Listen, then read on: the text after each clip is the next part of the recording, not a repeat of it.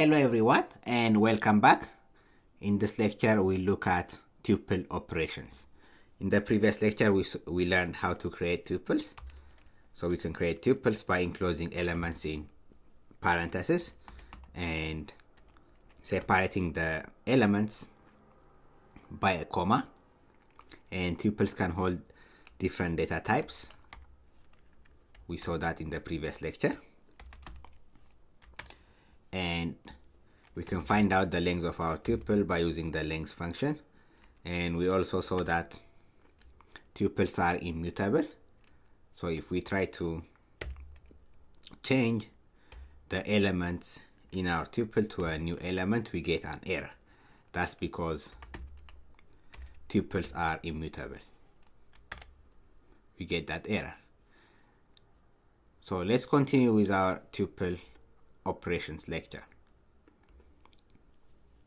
So similar to strings and lists, we can do concatenation on our tuple. For instance, we can concatenate a tuple containing the elements 147 plus with another tuple containing the elements 49 and 8. So we get a new tuple containing those elements. You see, these elements are concatenated or added to our tuple.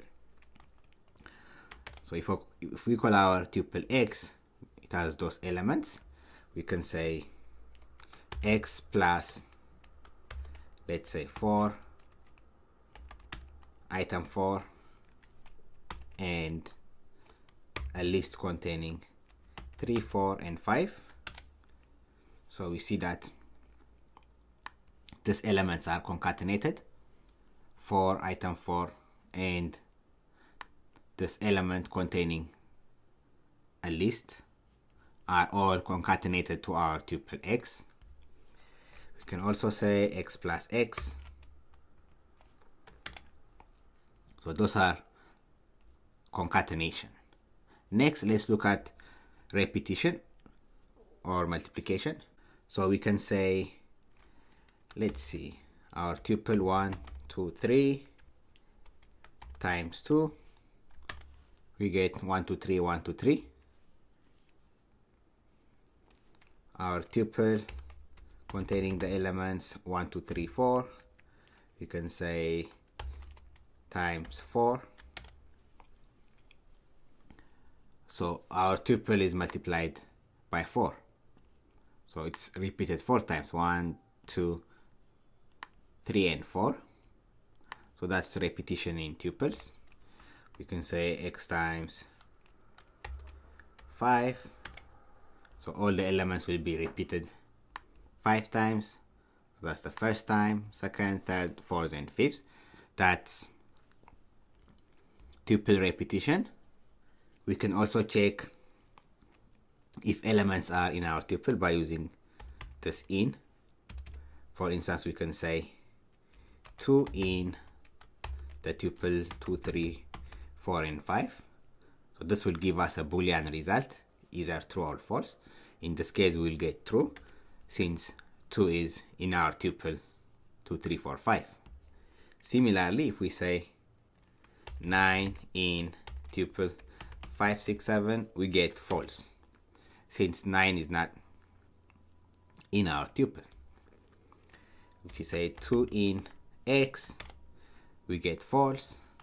Let's see our tuple x. It has the elements 3, 4, 5, test, and item. We can say test in x. That should be true, since we have that element, that string element, in our tuple x. And in the previous lecture, we have seen that we can index our tuple. So let's call x again. We have seen that we can index x at index, let's say -2. That will give us test.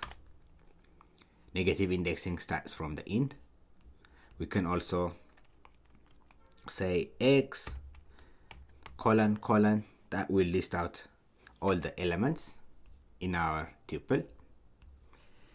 Similarly, we can say x colon colon 2. That means grab every other element in our tuple. So that will give us the first element and then every other element. We can also do slicing. So let's say grab every element up to index, let's say 3. So that should grab elements at index 0. So this should grab elements at index 0, 1, and 2. So that's what this means, up to index 3. So if we run this, we get 3, 4, 5, which are elements at index 0, 1, and 2. We can also do x, grab everything from index 1 up to index 4. What does this mean? This means grab elements at index 1, 2, and 3. Run it. So 1, 2, and 3. The last thing I want to cover is deleting our tuple. Last time we saw that we could delete specific elements in our list object. So if I have, for instance, we can delete 2 from our, let's say, list. If our list has the elements 2, 3, and 4, we can specify the index of 2 and then delete only 2. Let me show you an example. So let's say we have a list containing the elements 3, 4, and 5. If I want to delete 3, I can simply say delete x at index. So 3 is at index 0. We can do that. If we call x, we get the elements 4 and 5. But that's not allowed in tuples. So if I have a tuple containing the elements 3, 4, 5, and 6, I cannot do delete. Tuples are immutable again. You cannot delete delete my tuple x at index, let's say 1. We cannot do that. We get an error. Tuple object does not support item deletion. But we can delete the entire tuple. We can delete the entire tuple by just saying delete and then our tuple x. We can do that. So now if we call our tuple x, we'll get an error. Name x is not defined because we have deleted our tuple x. Great. In the next lecture, we'll look at some built-in tuple methods. Thank you, everyone.